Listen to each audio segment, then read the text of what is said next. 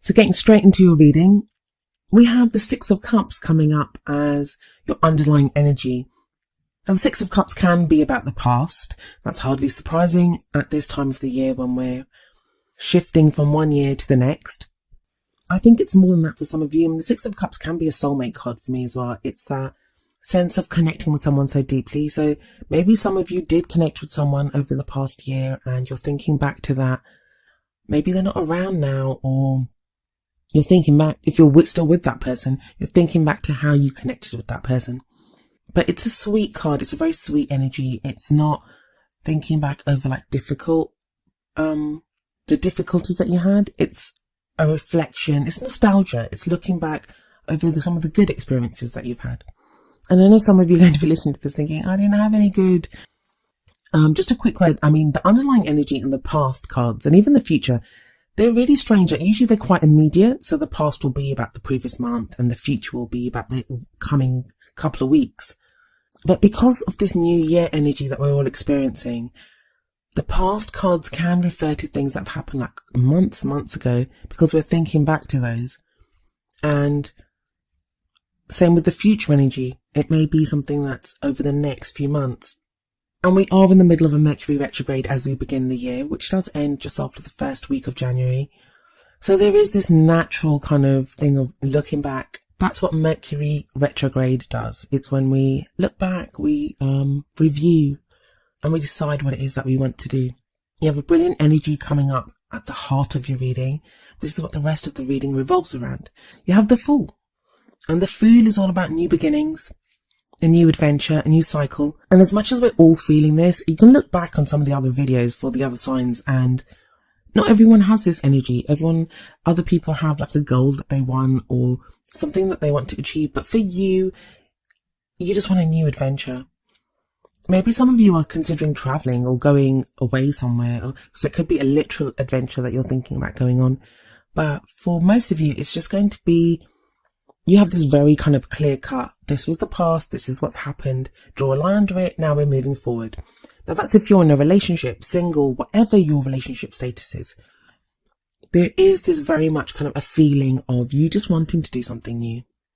And yeah, I could very easily say that I've said that in every single video. And I haven't though, because not everyone has that, but you have that. You have this kind of sense of, like, some people want that as a goal. I think Scorpio just got this as their crowning energy. So they have it as a goal, but you guys have it at the heart. Like, this is what everything is about. You want something new. You want new energy within your love life. And maybe in other areas of your life too, but this is a love life reading, so I can only speak for that.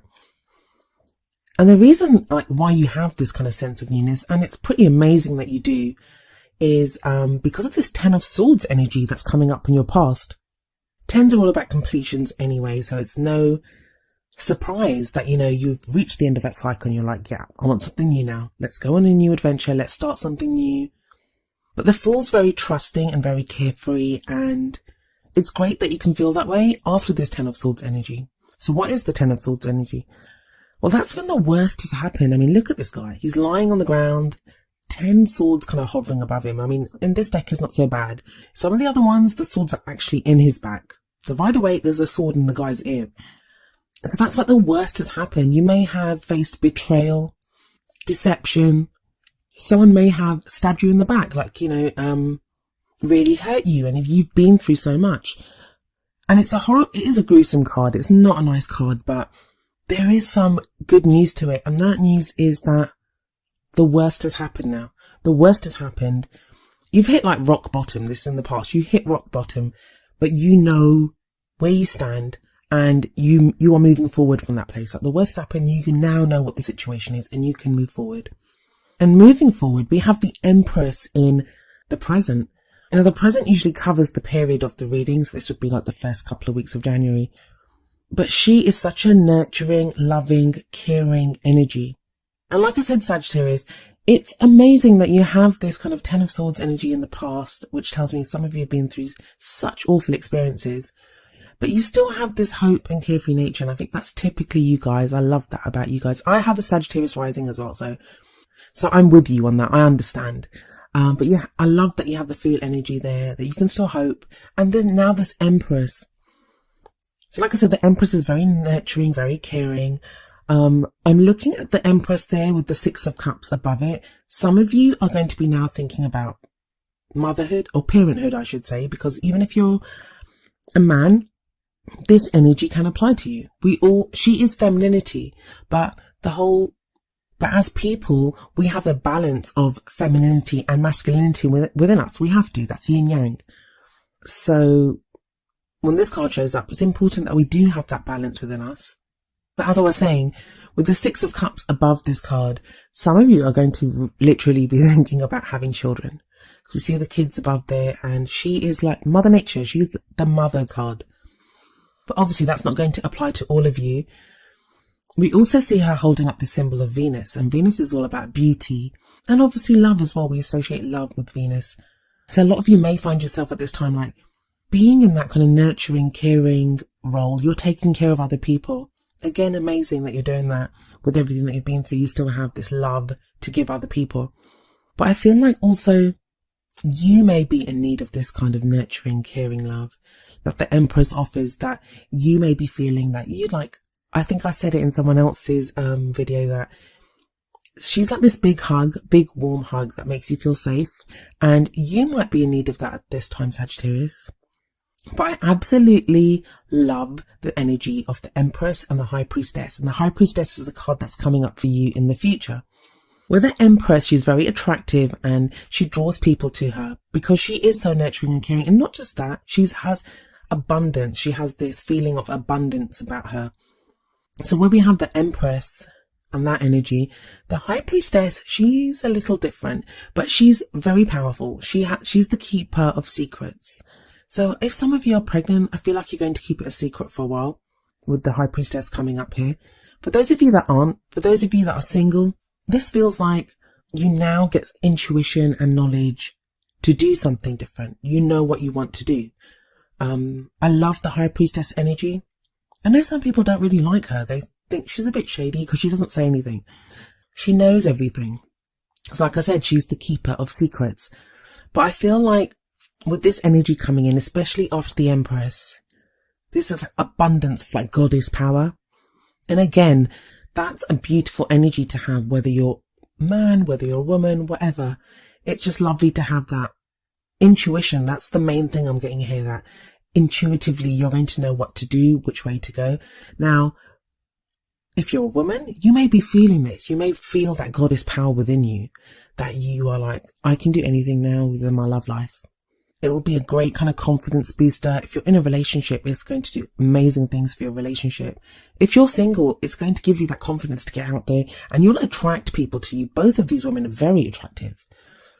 If you're a man, you can identify with this goddess energy too. It may be at this time that you have your own goddess in your life. Someone that you have your eye on, someone that you're in a relationship with. Or you and yourself are getting in touch with that feminine side. And that's not to say you're effeminate or anything. Like I said, we have a balance of masculine and feminine energies within us, and we have to. And sometimes we need to draw on the feminine because that's the yin principle. That's the principle of receptivity, of being open to receiving love. So yeah, I really love that double combo of the Empress and the High Priestess. I love when they come up together. And the crowning energy, the energy that you have, this will be around the middle of the month. It's the energy that you carry into the second half of January with you. Is the Judgment card, and that's like brilliant. And I'm just looking at your cards. You have 6 cards there. 4 of them are major arcana. So this is like huge changes going on in your life. But there may be subtle changes because they're all very subtle cards, like the full subtle. The Empress and the High Priestess, they're very internal cards. Like you're going to feel that. You're going to feel that trusting your gut instinct and just knowing what to do, knowing intuitively which way you want to go. But the Judgment card is a card of transformation. The depiction in most of the tarot decks of the Judgment card is people rising up from their graves, which might seem quite gruesome, but it's like this angel is always there. And it's the depiction of Judgment Day. And it's like whatever's happened, it doesn't matter, it's done now. There's nothing you can do about it. You can't change the past. So this is very much the card of like the phoenix rising up from the ashes. Whatever you've gone through it. I always see forgiveness in this card. It's about forgiving whoever needs to be forgiven from your past, forgiving yourself even. I mean, I keep saying this every time the card comes up, but sometimes the hardest person to forgive is ourselves. We can hold things against ourselves, and this is like, let it go. Draw a line under it, take whatever experiences that you need or whatever lessons that need to be learned and move forward. Face the future without fear. So that's an amazing transformation that you've gone through, Sagittarius. And the Judgment card can sometimes show someone coming back from the past as well. But for those of you that are reconnecting with someone from the past, also Mercury retrograde can bring people back from the past. But if you are be different, it's transformed, it's not the same. So it'll be like starting afresh. But what's the extra advice or wisdom that we have for you from the Oracle cards? Well, the first card is from the Romance Angels deck, and it's love yourself first. The card says your self-respect makes you more romantically attractive. And I do feel that. I do feel this whole sense of self-respect coming in, especially with the Empress and the High Priestess, that kind of whole goddess energy. It's amazingly empowering and something that you should really kind of try to get in touch with. If you can't, I mean, if you're haven't been feeling, I don't want to use, if you haven't been respecting yourself, that sounds horrible, but just, if you've just been feeling unsure, and that can happen. You've got the Ten of Swords energy coming up as a past energy, so that's not a nice thing to have gone through. And it can leave you shaken, but this card tells you that love yourself first. That is what's going to make you more attractive. I think you need to practice some self-care, Sagittarius, especially, I mean, as much as I love the Empress and the High Priestess energy, it may be that you've been taking care of other people. That's what your Oracle cards seem to be suggesting, that you need to practice some self-care. You need to take care of yourself. I mean, the next card that comes up is from the Wisdom of the Oracle deck, and it's number 27, exchanging gifts. I'll read you the essential meanings and the relationship message from the book and then tie it in with the rest of your reading. Essential meanings: the law of giving and receiving, currency, trade-offs, weighing costs and determining value.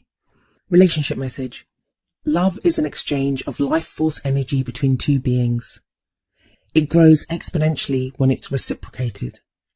You must give and receive in order for love to flourish and abundance to flow between you. Spirit wants you to start accepting all the blessings waiting for you, as well as offer the same gift in return. Open your heart and allow it to be filled. Let love in and let it flow out of you too. Love is truly yours today. I mean, that's a lovely card, and it is an important message that sometimes we can be all about like giving love. We want to love someone and we want to take care of people. Obviously, people that we love, we want to take care of them, but we don't often do that to ourselves, like, or allow other people to do that for us. So the Empress energy, I think, is going to really help with that. That is a lovely, caring, nurturing energy. So allow yourself to be taken care of as well. And for those of you that are single, and you may be yelling at this video saying that, you know, yes, that's what I want. I want someone to take care of me, but there's no one there. Allow yourself to be taken care of by friends and family if you can. But it's that flow of love. When it starts flowing in one area of your life, it expands to all areas of your life. So feel that love. If you're looking back, remember the good times. Don't forget to listen to your gut instinct. The High Priestess will be whispering her secrets to you very soon. And this whole transformation of the Judgment card, and if you harness that love energy, I mean, the Judgment card sits right underneath the Ten of Swords. So it's like whatever you went through, that has transformed you. As bad as it was, it's transformed you for the good. You know, you're a different person now. And I know it sounds so cliche, and I usually don't like saying things like this, but it's kind of very clearly being shown in your reading. As bad as whatever it was that you went through, you are that phoenix rising up from the ashes now. And there is an abundance of love to be had in your love life.